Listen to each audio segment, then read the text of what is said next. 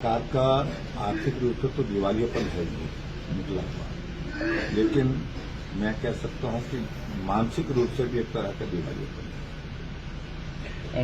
ऐसे फैसले लेने का इनको एक जुनून चढ़ा है जिसके कारण कंट्रोवर्सीज होती है, क्योंकि फैसले बिना सोचे समझे लिए जाते हैं।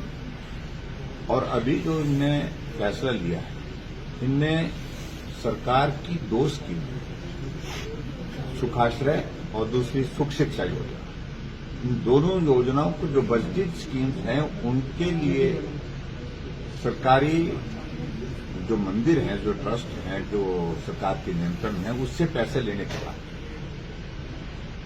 और जबकि हमारी बात अगर कर रहे हैं, मैं बड़ा स्पष्ट करना चाह रहा हूं, हमारी बात कर रहे हैं, हमने सरकार की स्कीमों को चलाने के लिए पैसा नहीं लिया वहां मंदिर से। बहुत सारे मंदिर और ट्रस्ट हिमाचल प्रदेश में गौशाला चलाते हैं और कुछ जगह गौशालाएं एनजीओ चलाती हैं। जब मैं मुख्यमंत्री बना तो मेरी कैबिनेट का पहला फैसला था कि हम कोशिश करेंगे जिस गाय को हम मां बोलते हैं उसको आश्रय मिल सके। 6000 गाय उस वक्त जो है हिमाचल प्रदेश में 2017 में गौसदन में थी और गौ सेंचुरी में थी। जब मैंने हिमाचल प्रदेश सरकार छोड़ी तो 6000 नहीं 22,000 से भी ज्यादा गाय जो है हमने सड़कों से उठा करके सुरक्षित गौसदन में, गौ सेंचुरी में पहुंचाई। और अगर हमने इस बात को लेकर के अगर गाय की सेवा के लिए अगर बात कही तो वो सनातन से जुड़ी हुई बात है। और एक तरफ कांग्रेस के नेता जो है सनातन का विरोध करते हैं, महाकुंभ जाने से परहेज करते हैं, जाते हैं तो टिप्पणियां करते हैं।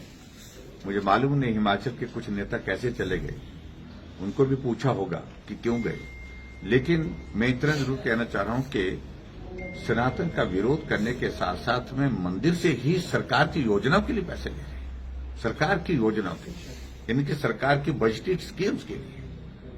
अगर हमने पैसा वहां पर देने के लिए बोला, हमने तो यही कहा कि आपको स्वतंत्रता है मंदिर और ट्रस्ट को, जो आप गौसदन का संचालन कर रहे हैं तो उस पर 18% तक का पैसा खर्च कर सकते हैं। या इसके अलावा हमने ये कहा कि अगर आप गौसदन अगर आपका अपना नहीं है, कोई एनजीओ अगर करती है, एनजीओ कर रही है, तो उसमें मदद के लिए जो है वो गाय को बचाने के लिए, गाय की सेवा के लिए अगर पैसा दे सकते हैं तो हमने कहा उसका भी अभिनंदन है। हमारी मंशा ये है। और यहां सरकार जो है, सरकार को चलाने के लिए, सरकार की गाड़ी चलाने के लिए, मुख्यमंत्री का हेलीकॉप्टर चलाने के लिए, मुख्यमंत्री की गाड़ी चलाने के लिए चंदा लिया जा रहा है। और जो स्कीमों का जिक्र किया है, तो बातें छोड़िए, पैसे किस बात के लिए लिया जा रहा है, मैं अभी ज्यादा कुछ नहीं कहना चाहता हूं। हिमाचल प्रदेश के जो मंदिरों में जो लगभग 500 करोड़ रुपए का के लगभग पैसा है, और लगभग अगर संपत्ति की अगर बात कहें तो 6000 करोड़ के लगभग जो मंदिर ट्रस्ट जो हमारे सरकारी नियंत्रण में है, वो उस पर नजर है। और मैंने पिछले बजट सत्र में ही क्या दिया, धर्मशाला विभिन्न प्रशासन दिया, उसमें कहा था, उस वक्त जो है उप मुख्यमंत्री जी ने कहा कि कोई हाथ नहीं लगा सकता। अब नोटिफिकेशन हुई पड़ी है। अब मुख्यमंत्री मंडी के शिवरात्रि के मेले, उप मुख्यमंत्री मंडी के शिवरात्रि के मेले में जाते हैं और कहते हैं कि बिल्कुल नहीं, ऐसा नहीं होगा, ये होने नहीं देंगे। तो भाई नोटिफिकेशन तो आपकी ही सरकार ने की है, हम तो उस पर बात कर रहे हैं। तो इसलिए कोई जो कांग्रेस के नेता जो आजकल सरकार चला रहे हैं, वो उनकी बातों का कोई अर्थ नहीं, कोई मतलब नहीं है, क्योंकि सरकार चलाने की एक आदत बन गई है बिना सोचे समझे फैसले करने, जिसके कारण जगनसाई हो रही है।